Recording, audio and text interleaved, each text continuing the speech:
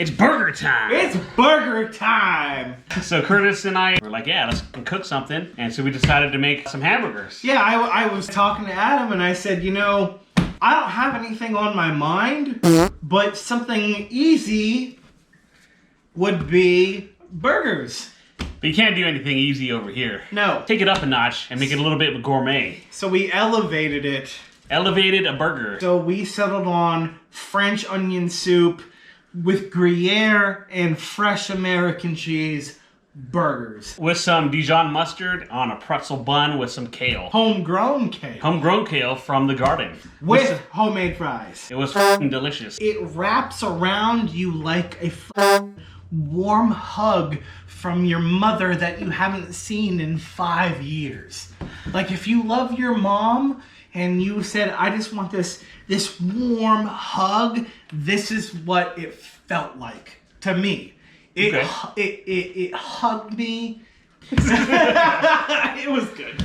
Wow. I didn't get all that. I just my pants when I ate it. So.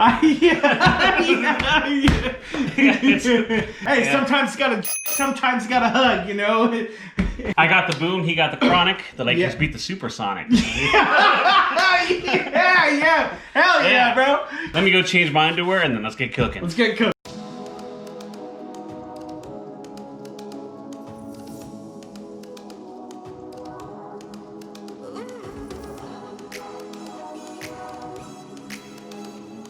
Get about 5 or 6 red or yellow onions. I'm using yellow onions here. Roughly dice them up and separate them so everything can get nice and caramelized. In an oil stew pot on medium heat, put in 2 tablespoons of sliced butter and let that melt before adding in the onions. Once you add in the onions, give it a quick stir. I love garlic, so I'm going to use 2 whole cloves here. Roughly chop these up and throw them in the pot. Place the lid on so everything can steam. Add in the salt. Add in the sugar. Add in the wine or vermouth. Don't forget to sprinkle in some pepper and add in the bay leaves and thyme. I'm using some packaged bone broth here that I defrosted. You can find this in the freezer aisle of the meat section of grocery stores. Now let that sit on medium-low heat to reduce for at least an hour. We gotta prep that meat. Put the ground beef in a mixing bowl and add garlic powder to taste. Drizzle olive oil. Add a dash of salt, a dash of pepper. Throw in some red chili flakes. Crack in 1 egg and about a half cup of panko. Put in a dash of soy sauce and Worcestershire sauce and start mixing. There are various different ways to slap your meat around. Grab roughly a handful of meat and start forming it into a ball, then form it into a circular patty. You just want to keep in mind the size of your buns while making these. Once formed, cover it and put it in the refrigerator to let it rest for 30 minutes. Let's prep the potatoes. I'm slicing a potato in half, then into quarters and making spears. It's best to use russet potatoes because they are denser and less waxy compared to other potatoes. In a pot of boiling water, blanch the potatoes to extract the starch and to keep the center moist before deep frying. You only want to boil these just for about 3 minutes. Pull them out and dry them. As these are drying, let's heat up the oil for deep frying. The trick to French fries is double frying them. Once the oil is hot, test it out by putting in a fry and seeing if it bubbles. Then put in a handful. You don't want to overcrowd the oil because it will bring the temperature down. Cook these for just about 3 to 4 minutes and pull them out and dry them off. The reason why you want to double fry these is because the moisture of the center of the potato migrates to the surface after it cools and the surface gets all soggy. You know how some fast food chains have those soggy fries? When you give them a second fry, they get nice and crispy. Now let's get the burger going. With a hot pan, throw in a dab of butter to coat the bottom. Place your hamburger patties in and let them start cooking. Let them cook for about 2 minutes and then flip them over and place the Gruyere and American cheese in. Let's put a dab of water in the middle of the pan, then put a lid on and let's steam these suckers. That cheese is so beautiful once melted, oh baby. Don't forget to occasionally stir the onion soup mix. Once your fries have dried after the first fry, let's deep fry them again for another 2 to 3 minutes. Once done, pull them out and put them in a mixing bowl. Sprinkle some fresh salt and a dash of garlic powder and toss them to get an even coat. We're making a special sauce for the French fries. Put some mayonnaise in a bowl with some sriracha, ground mustard, and some ketchup to mix it up and add a little bit of garlic powder.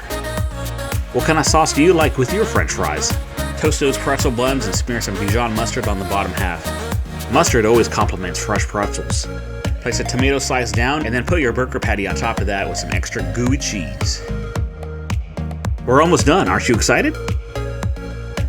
Top the burger with some French onion soup and smear some French onion soup onto the top bun.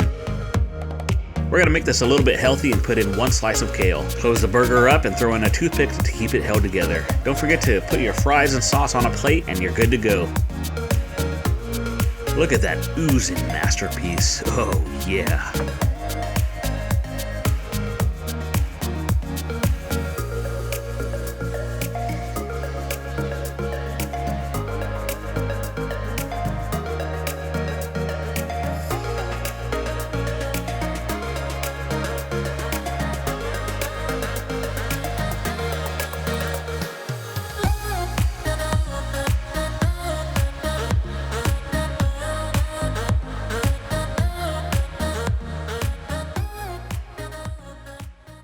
Let's try this French onion pretzel bread burger. Cheers.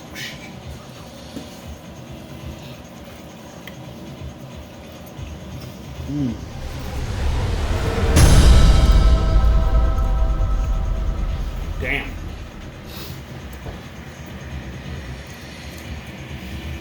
I'm Blown away. I can't even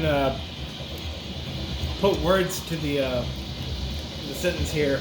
It's just so fucking good. Probably one of the best burgers you'll ever have. I've never tasted something like this before.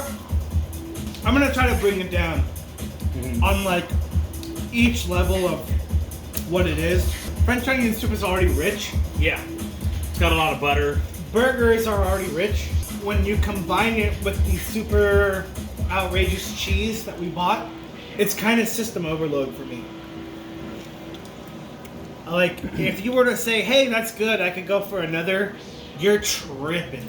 There's no way you would ever want another one of these or be hungry after eating one, because this dish is so flavor rich, and this recipe allows you to experience what we're experiencing on its own level. And then it's just like, oh, that's cool, but we also topped it off with Some garlic fries. some fresh garlic fries and our own sauce. The thing I really like about the burger Oh my god. is you got a thin layer of that Dijon mustard that really matches the pretzel bun. The tomato in mine makes it even more juicy, mixed with the juiciness of the burger, the cheesiness of the cheese. It's amazing.